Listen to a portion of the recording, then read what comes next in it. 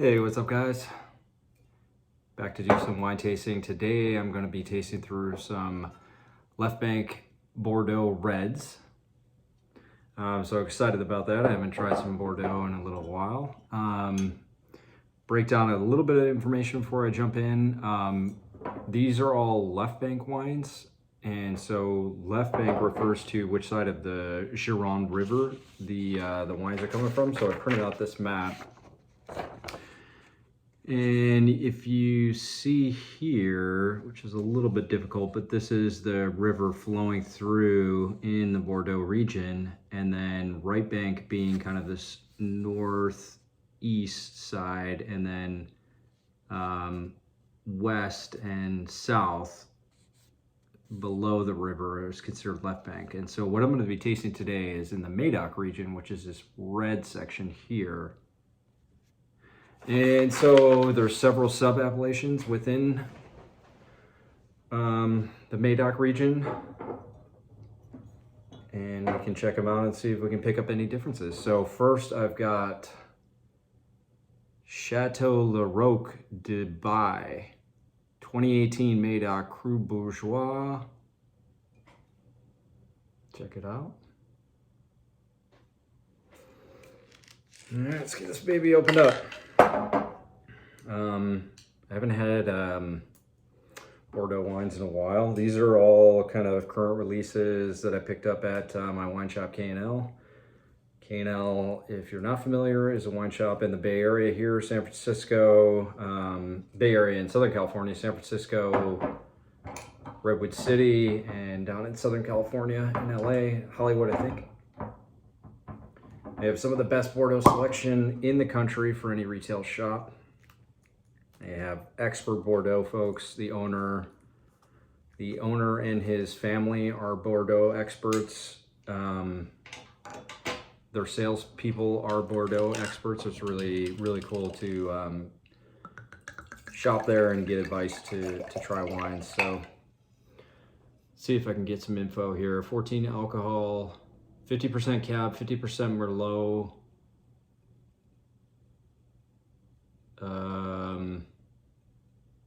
Gravel soil, it's saying.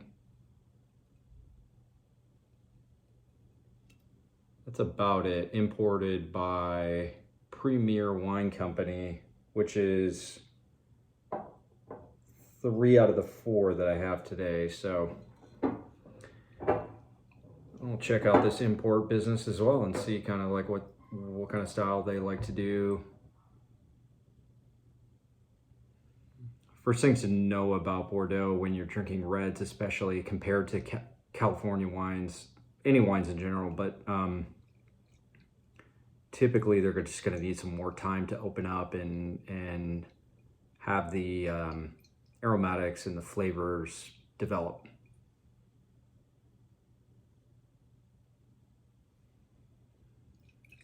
Yeah, the nose is pretty close so far. I mean, to be expected. I think these wines are going to evolve as I keep them open, and that'll be the cool thing to check out.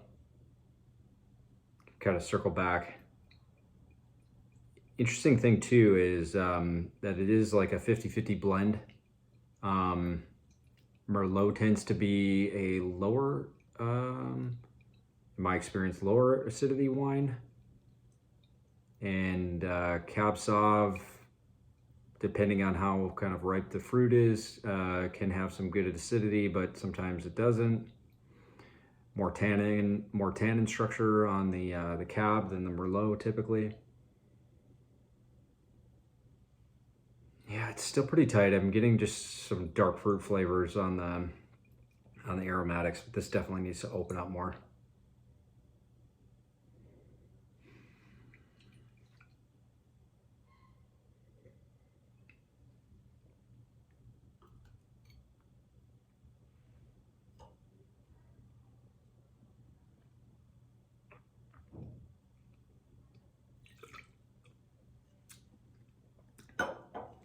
First thing that's hitting me is that it's a little bitter flavors coming through.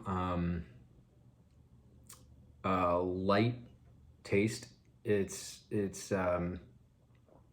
when I say light in my head, I'm always thinking cream versus milk, and this is like a skim milk on that. If you think about in that dairy sense, I guess, and it just in terms of like what it feels like in your mouth, the mouthfeel. And this is coming across much more like skim milk than cream.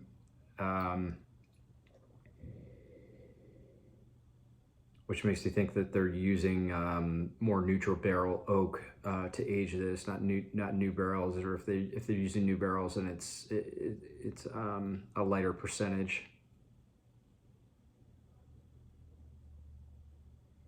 It's crazy how the aromatics start changing once the wine gets some oxygen affecting it. The aromatics are already starting to open up more. One thing that I always look for when I am drinking red Bordeaux is seeing if I can pick up a floral characteristic. For some reason, I pick up a floral characteristic, kind of like a violet or some sort of floral smell on red Bordeaux wines, which is really cool.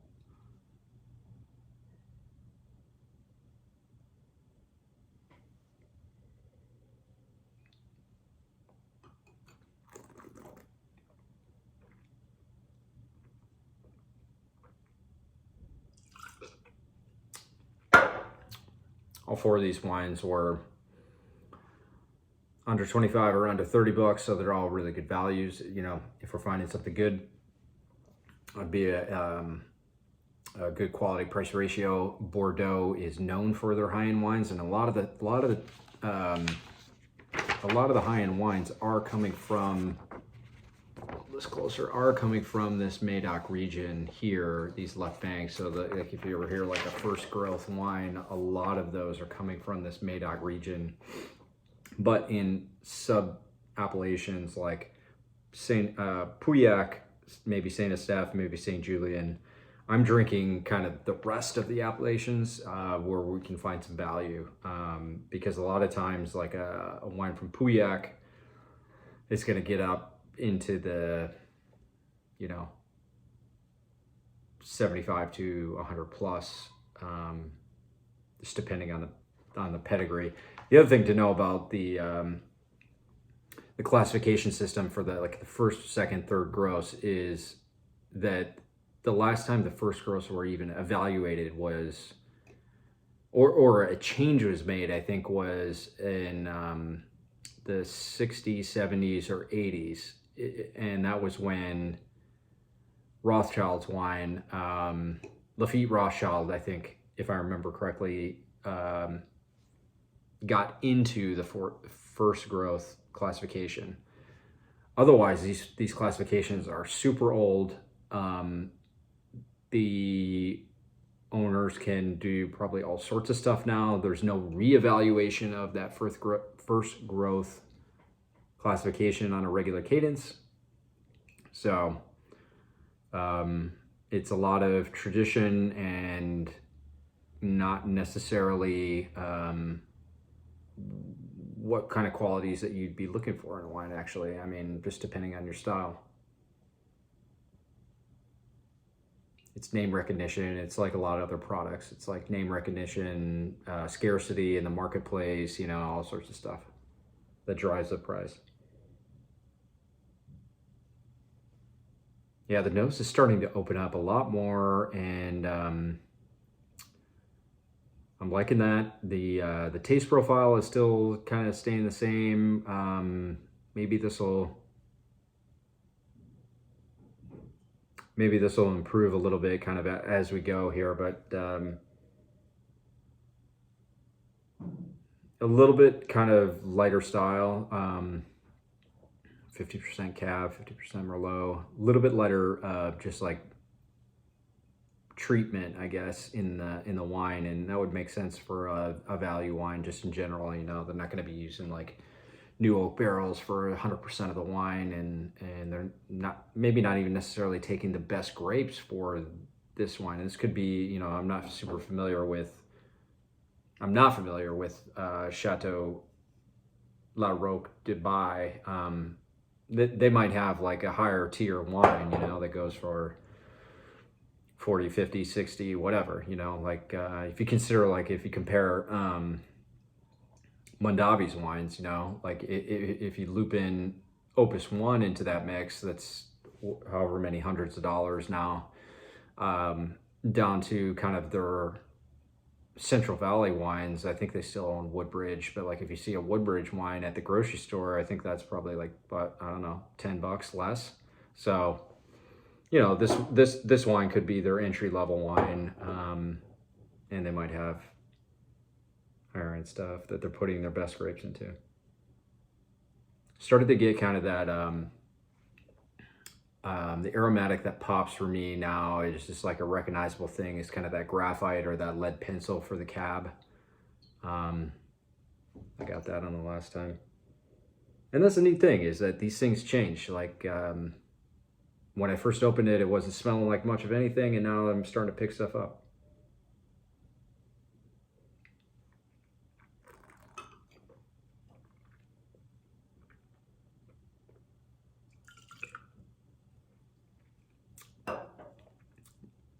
Just the way this thing is tasting in terms of the style, I would do, in terms of food pairings, I would do kind of more on the lighter end of the spectrum on what I would consider for red wines. If you go beef, I would go cuts from the, you know, like the chops, like ribeyes, strip steaks. Maybe, you know, if you're doing a, oh gosh, what do they call it? What do they call the London broils? You know, like coming from more on the rump end of the steer. Things like chuck in stews and shank and brisket, you know, I would probably want a little bit heftier wine to go with those flavors. They're a little bit stronger. If you went lamb, I would go lamb chops versus shoulder or shanks. You could do like a lamb, I think, with this. Okay. I think you could get into lighter meats too, like pork, but I would go on the kind of flip. I would go heavier flavors with pork and cuts. So like shoulder, could do belly, and you'd also want to consider putting in like a stronger sauce to match the wine a little bit.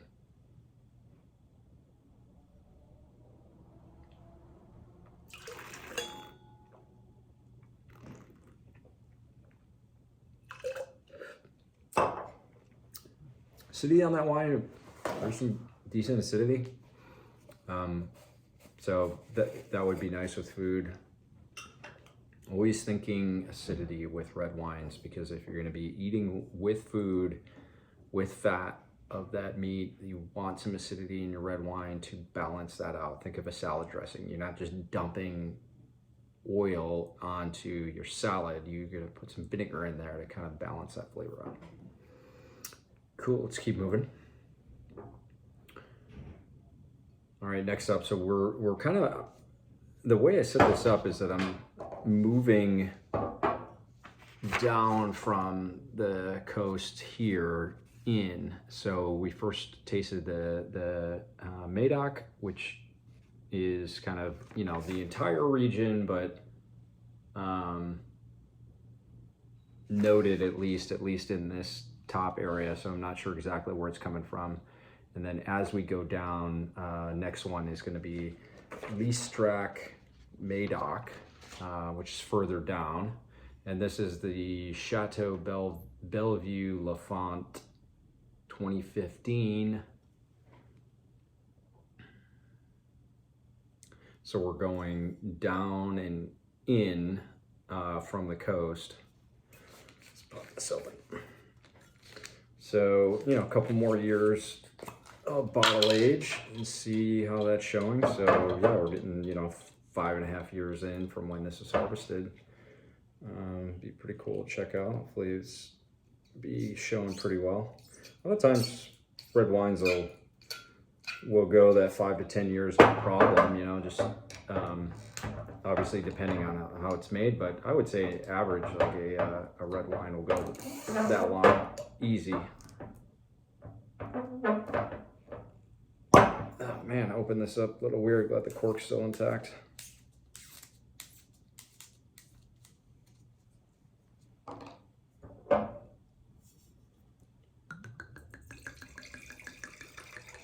It's like a little bit lighter color. Maybe that's from the age, maybe that's from the blend that they're using. Let me see if they list out a lot of, they're not legally bound to list out what's in the wine for varietals. Shit, it's all in, oh no. I was gonna say it's all in French, but they do have an English translation. They're just talking about the vineyard sites. But they doesn't look like they list out the varietal. They don't need to by law, so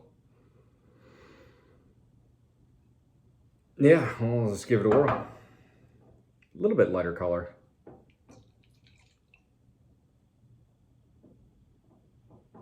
Okay, so at least initially a little bit funkier coming through on the smell. Most likely that'll just dissipate as I swirl this around. It already has.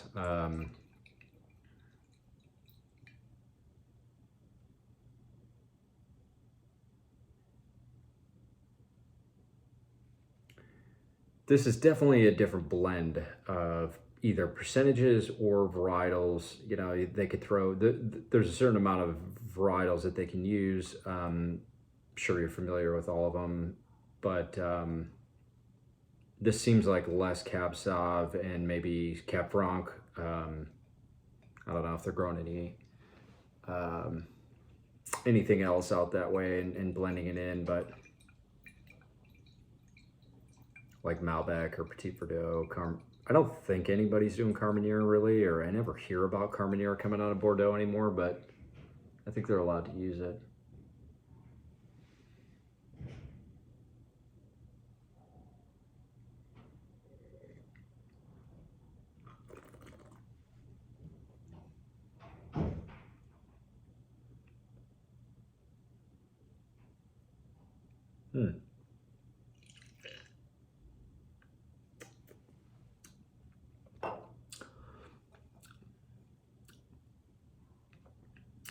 Ooh man, some bitter flavors came through on the taste there.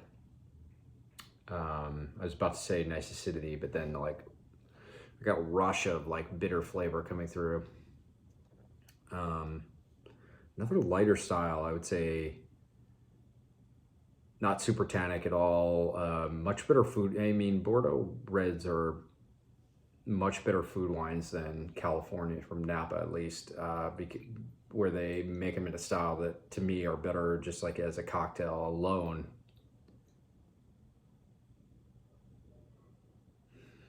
This has got just like a little bit of funk still left over from when I initially poured it.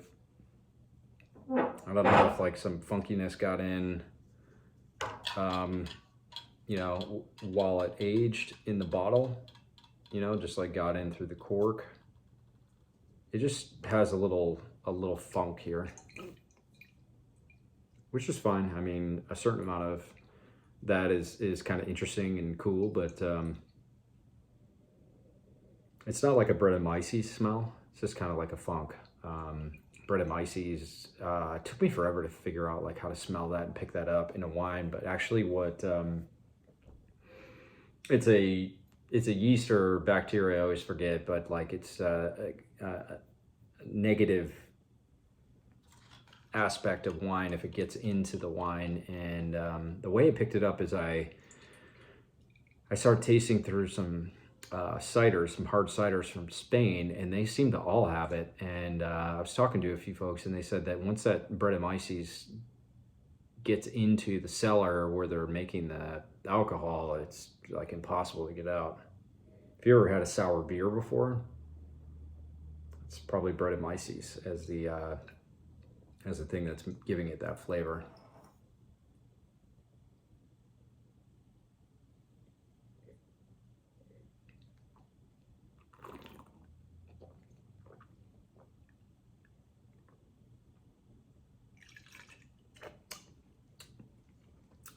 If I had to guess, I would say this is less Cab and Cab Sauv, and maybe maybe more Merlot and more Cab Franc. Just by how it tastes. It is just kind of like a little light light wine that, you know, would be something that you would definitely just like pop on a weekday and enjoy. But I want to see how it opens up as we go here. So let's keep moving. So, all right, we're going to keep moving down the map. And so now we're going to go into the Haute Medoc region here, which is further down into the overall Medoc region. So it's a sub-appellation here that's noted. Oh, you know what? I'm realizing that I probably just did these out of order. Oh, so it looks like the Haute Medoc is like oh, the Haute Medoc is huge. Okay, so depending on where this is, the Haute Medoc is like going from around there all the way down, and looks like it can be kind of like all the way in between. So thought I kind of fucked that up, but who knows where exactly this is coming from. I have to look up where their estate is, or where they're buying the wine from, where they're buying the grapes from. Let's get this open. Well, I'm glad I actually drank that one second, because it's pretty light. And I'm imagining that this one and the next one might be a little bit bigger. And that was the one outside of this Premier Wine Company importer. That one is DJK Imports. All right, so this one's 2015. L'Orme de Rosanne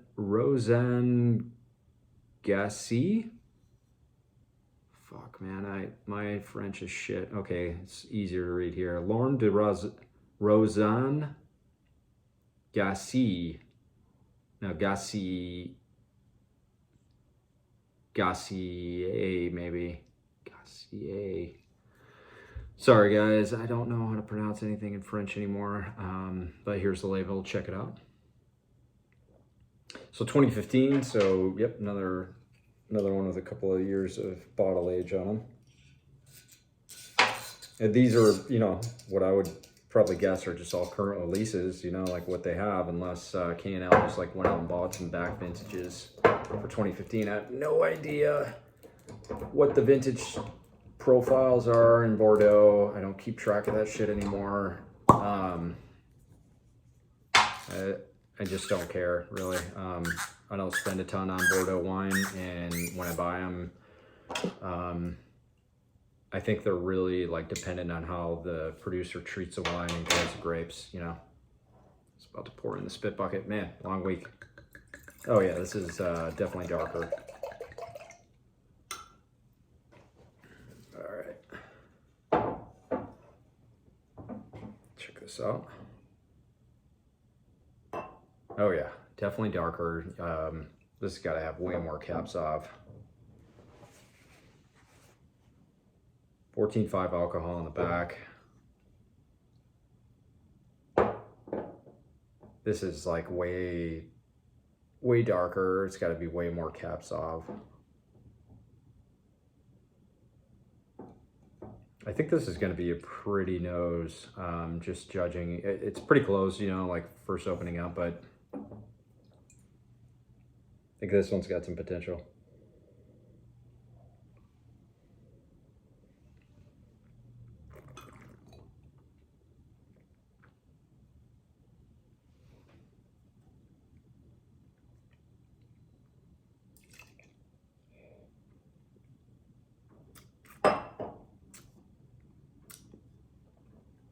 More tannin for sure, which makes me think Cab Sauv more too. And I think it's just a, you know, a little bit bigger wine, 14.5. Yeah, it's way more tannic than the last one. And tannins don't necessarily mean it's going to last longer. I always think about the acidity as like the determining factor of like how long I want to keep a wine, because that keeps the freshness of the fruit. And like I said, I'm having these with food, so I need that acidity to pair.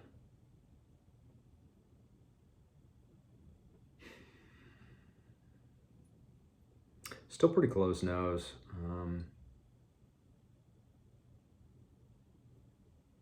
Man, I've never been to Bordeaux. I'd love to go.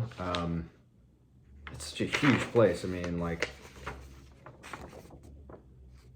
these areas down here, you know, are just massive. And yeah, there are these large swaths of land that have kind of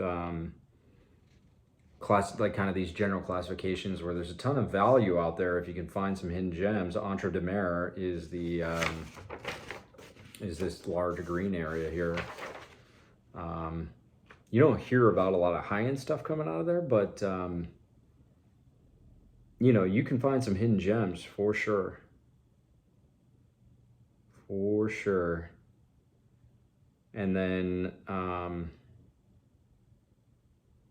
you know, I think that there's kind of just like an overall classification, maybe Côte de Bordeaux. I'm trying to see if that's listed anywhere on this map. Oh, okay, so Bordeaux Superior is some of this gray area here, which is interesting on this one because not only is it like way down here, but then it's up here as well. So you can see there's like a huge distance with like, you know, 1, 2, 3, 4, you know, kind of like 4 or 5 appellations, you know, like within that area. So that's a funky one because you have no idea, you know, when you buy a wine that it's coming from one place versus the other in terms of like that south or north section. Yeah, this one definitely has the most potential out of the ones that I've tasted so far. The nose seems like it's going to be a bit more complex as it opens up, and then the flavor profile has just a little bit more going on.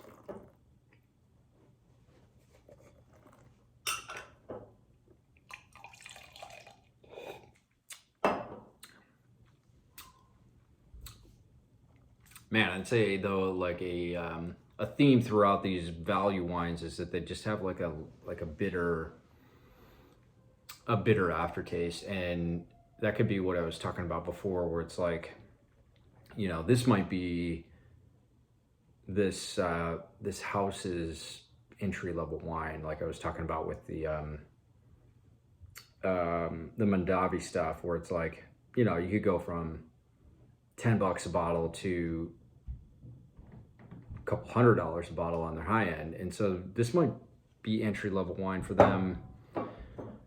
If that's the case, then they're putting their youngest vines, probably their least mature vines, into the entry level. And when that happens, I think you just get like more bitter flavors, more green flavor, more bitter flavor. The vines and the grapes are not as mature, and that shows up in the wine, in the final product. That's just how things are set up, you know. Let's keep moving. So okay, so I think I hopefully got this right in terms of at least like the furthest south sub-ABA. Okay, so we're moving into Mouly, which is, probably can't pick this up, but it's this little subsection here, marked 7. So from the ocean coming inland and kind of south, going into Meuli. Sub AVA. This is La Salle. I should just read the back. La Salle de Chateau Peugeot. This is another 2015. Okay, so a lot of 2015s. This is coming in at 14%. Let's check this out. Same importer, Premier Wine Company. Importers are good to kind of flag, because if you find a wine that you like, check it out. Look at from from Europe or somewhere else outside the United States. Check it out and see like who's bringing it in. If you like that wine, you might like their other wines too. They're looking for similar quality and style sometimes. So a lot of Premier Wine Company wines here tonight. Let's check it out. This would be but I'm pouring a shit ton. Be a little bit lighter color.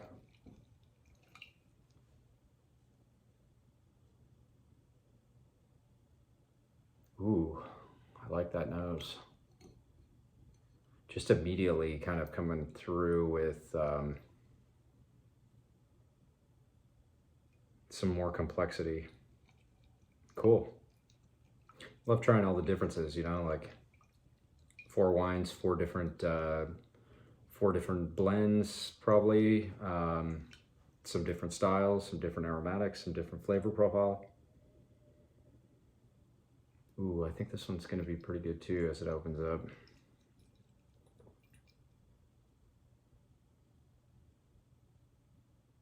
It's got that little like funk action too that the Leastrack Medoc had. It's a bit more tame though. It might completely swirl out, with the air. Who knows?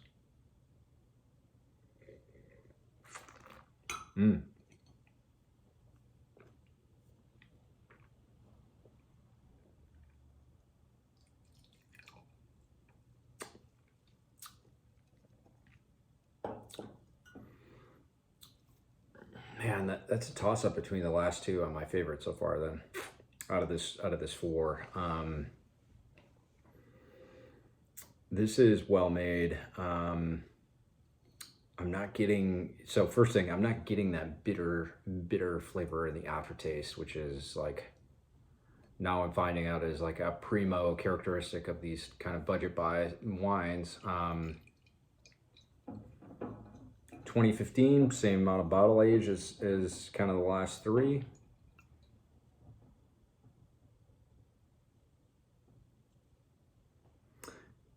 Yeah, I mean, on the nose, it's not super fruity. It's got a good kind of like balance. I think the thing that I'm liking about it is sort of like the balanced flavor.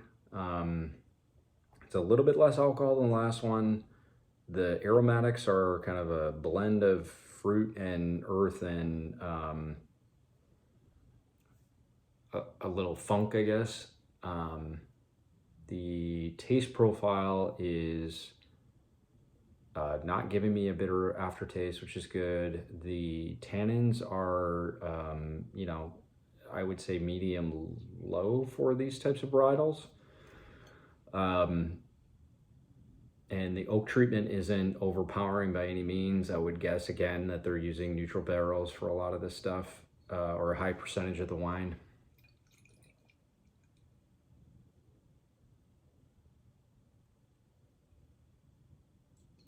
I think this is my favorite out of the 4 so far. I'm gonna go back through these and check them out and see how they're changing, but at first pour, this is the best.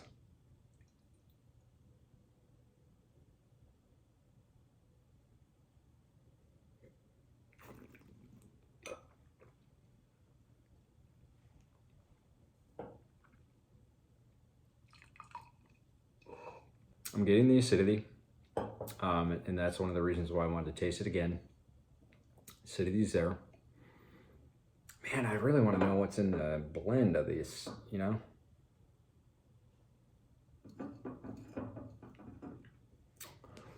gonna look at my iPad while we're going and just see if they list it.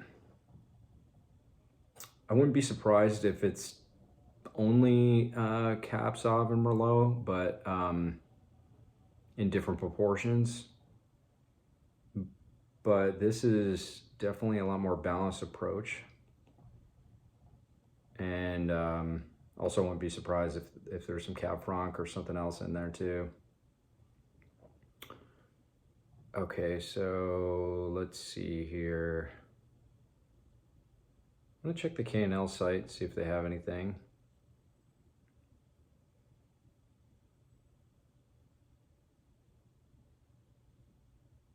Let's see. Nope.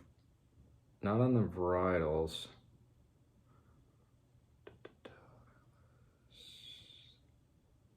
Oh man, I hate when they don't have just like a good link to their site.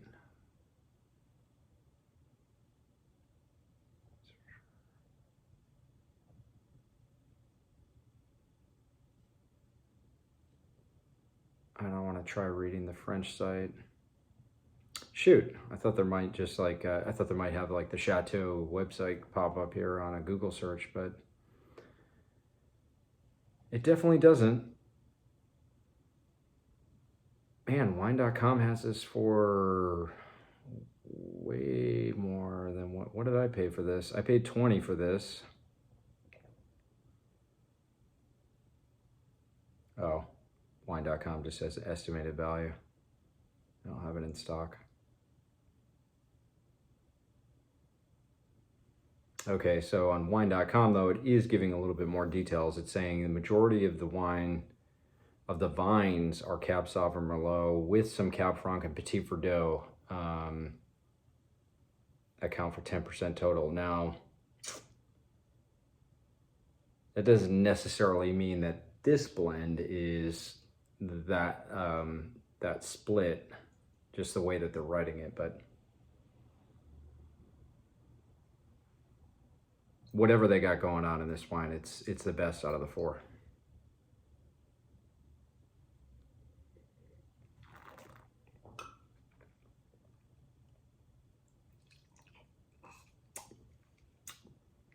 Yep, that's my favorite by far. All right, well, so let's go back and taste back through them, see if they changed at all. See if anything's new, change my mind on anything. I'm gonna go back to the Leastrack Medoc, which I think is the lightest, and just work my way back a little bit that way. So 2015 Leastrack, and this is the Chateau Bellevue Lafont. And this was my least favorite wine out of the four. Let's see if it's changed at all.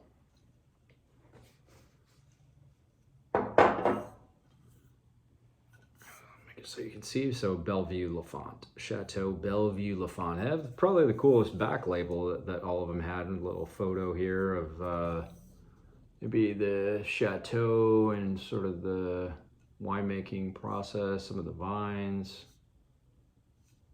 I bet you all these have higher end wines on them.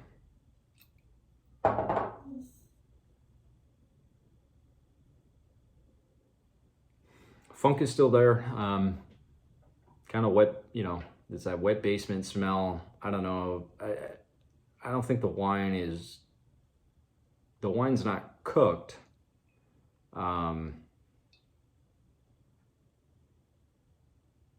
some sort of like additional yeast, probably, I don't know, probably not yeast, but additional bacteria probably is either in their wine cellar or got into the wine after they bottled it, or through the cork, or however hell, you know, that this stuff can happen.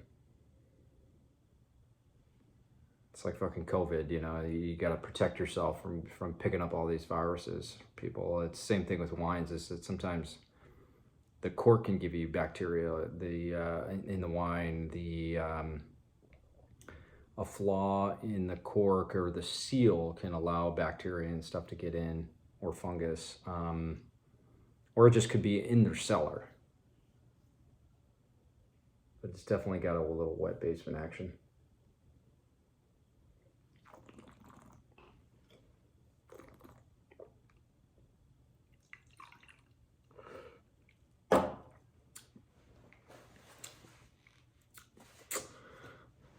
I'd almost chill that down. It's kind of like just like a little fruity wine. I need to get another spittoon here. One sec. But it's just like a little fruity, quaffable wine. Nothing too serious. I would say that that's not something I would seek out. And would rate it kind of, in that 85, 86 out of 100. All right. I don't even know what I paid 20 or under 20 for all these. Move that guy out of the way. That thing is almost full.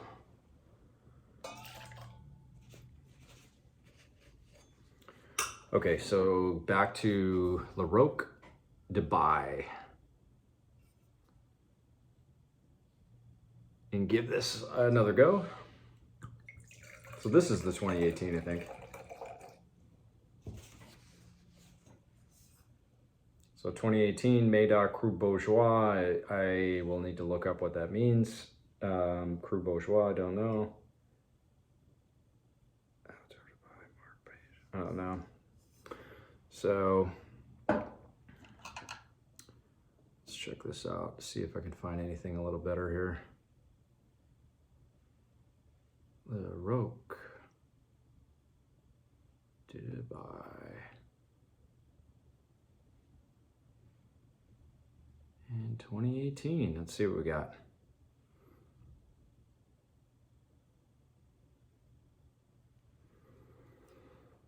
Okay, so it's 15 bucks for K&L. I got a 90 points from Decanter. That's interesting.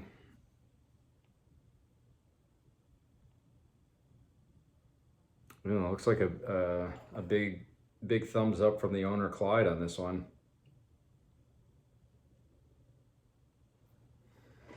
Yeah, definitely opening up more for sure, which is cool.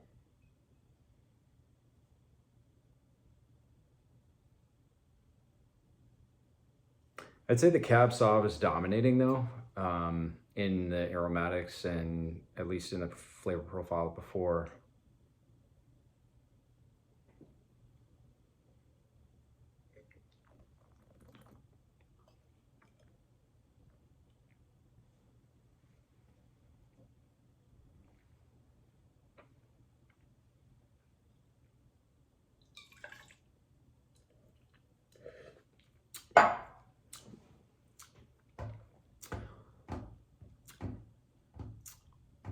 I think I like the aromatics a bit more than the flavor.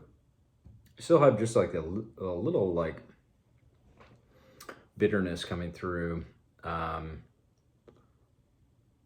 More tannic than the last, that fruity Strack Medoc.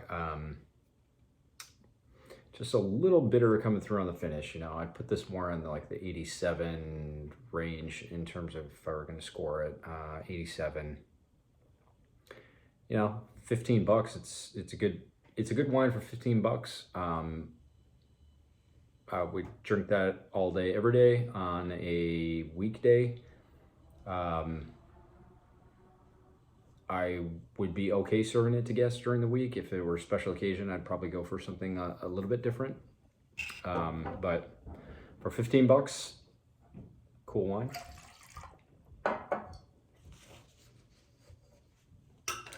All right, so back to Lorme.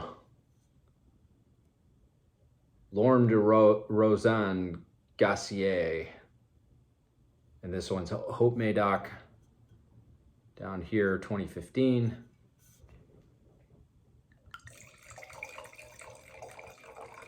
Check it out again, see how we're doing. So it's my second favorite out of the 4. Let's check out what K&L's got on this one and how much I paid.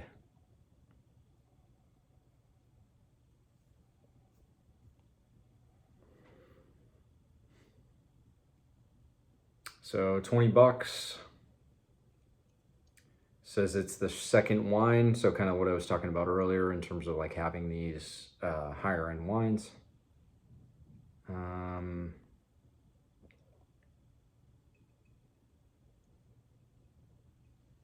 a lot, you know.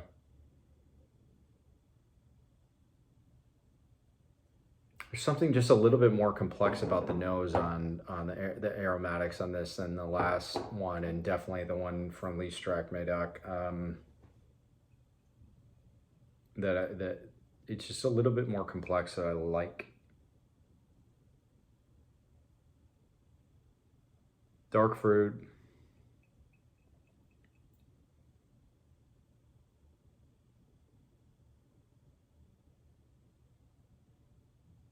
But just like a little bit earthy, or a like a dried dark fruit, you know.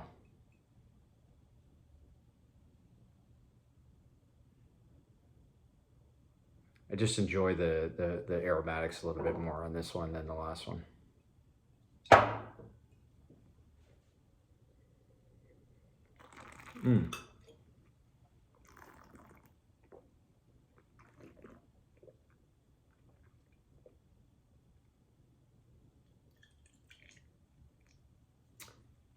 Just gonna look up if they have the varietals in here. Yeah, Decanter's got a write-up. So it's a darker fruit flavor.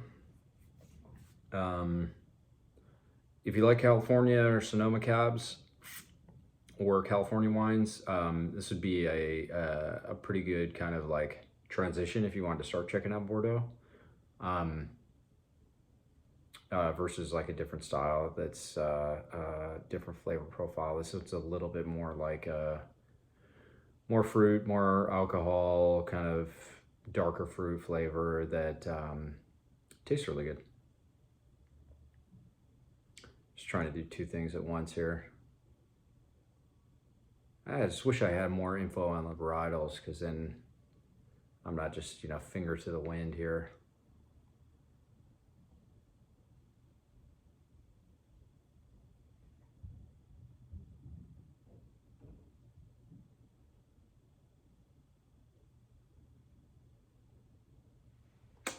Yeah, I just can't find it. Looks like Decanter really likes this wine, the UK Wine Magazine. I'd say for me, like, it's a popular style, great style, more aligned with California wine. And, you know, compared to the prices that you're gonna pay for California wine from Sonoma and Napa, this is a hell of a bargain, right? Because like you're gonna be paying double at least for this level of quality. And so in that regards, that this is a steal.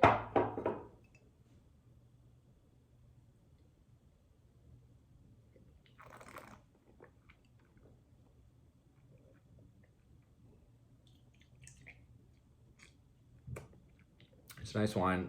I'd love that with a burger. Thick burger,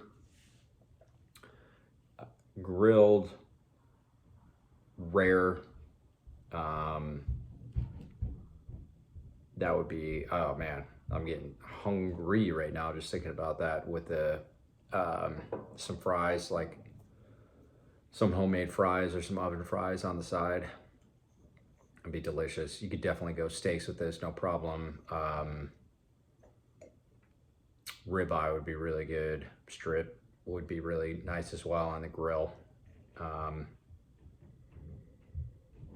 Yeah, I can see why this is getting a lot of attention and press within the wine writing community about like the I think the style is just like a very pleasing style, and yeah, for the money, this is going to blow away the price quality ratio for a lot of California wines.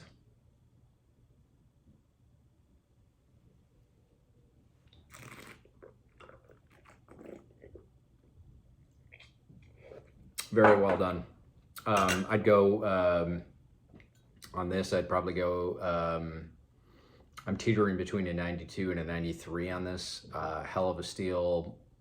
Run out and get this wine if you want to save a ton of money and you're buying $50, $60, $70 Napa wines right now. All right, so let's revisit my favorite and see if it still is. I think the last one's kind of taking the lead right now, but let's go back to the LaSalle. Check it out. So LaSalle du Chateau Peugeot, 2015, 14% alcohol. And again, 3 out of the 4 that I like are all from the same importer. So heads up to me when I see Premier Wine Company on the back of a label, I'm going to know that they're going to be pretty good quality wine.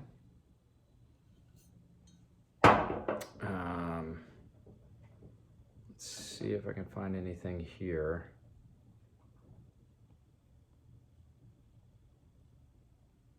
Man, Google just knows exactly what I'm about to type in, even though it's a French chateau that I don't think I've ever typed into Google.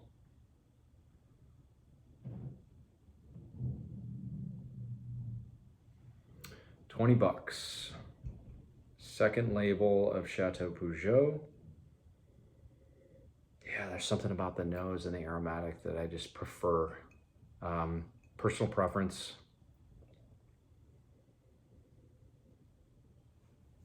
But yeah, that's really calling to me. I like that a lot. Gosh, where the hell are these Chateau websites though?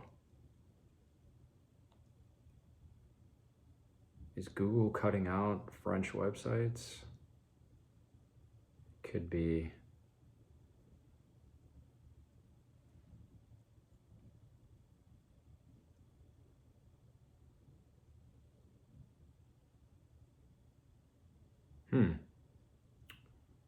Other countries' websites are coming up, so that's weird. Maybe they just don't have one. I wonder if this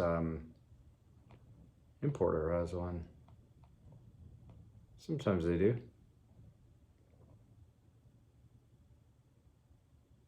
Premier Wine Group out of San Rafael. Okay, up in Marin. Cool. I think that's the same thing. Shit, it might not be. No, these guys are out of Richmond. Man, it's like crazy how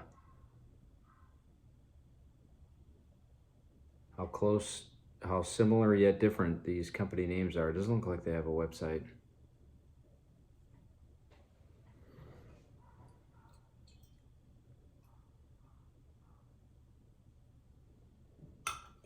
So Moulian Medoc, sub-appellation, further down. So we're on kind of the southern half of the Medoc region.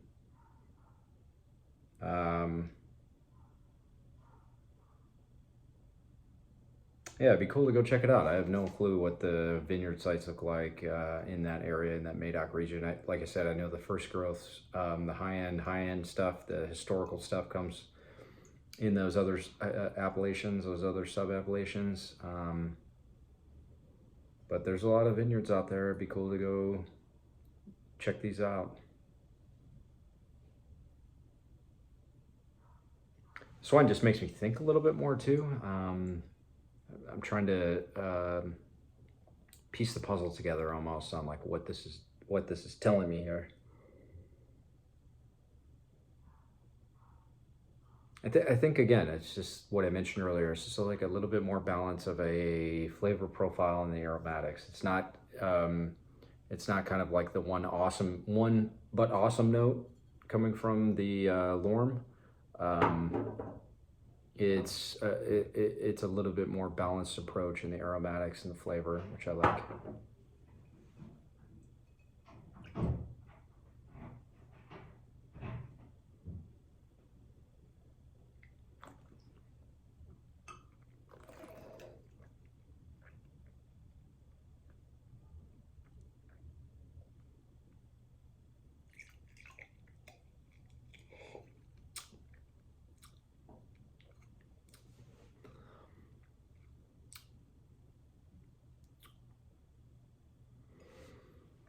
Great wines, great last couple wines. I give this a 92. Cool wine. These are definitely the my favorites out of the four. The La Salle Chateau Peugeot, and then the Lorme de Rosen Gassier. But Premier Wine Company really showed up. Even the Laroque de Dubai is super good too. All really really great wines, and cool to check out some Bordeaux values. Go out and seek out some of these wines, save some cash, quit spending 50, 60, 70 bucks on California cab. Save those for special occasions. Go out and get a $20 or $15 bottle of Bordeaux and enjoy them with food. Cool. Hope you guys have a great weekend ahead, and I'll see you soon for some more wine or other tasting stuff. See ya.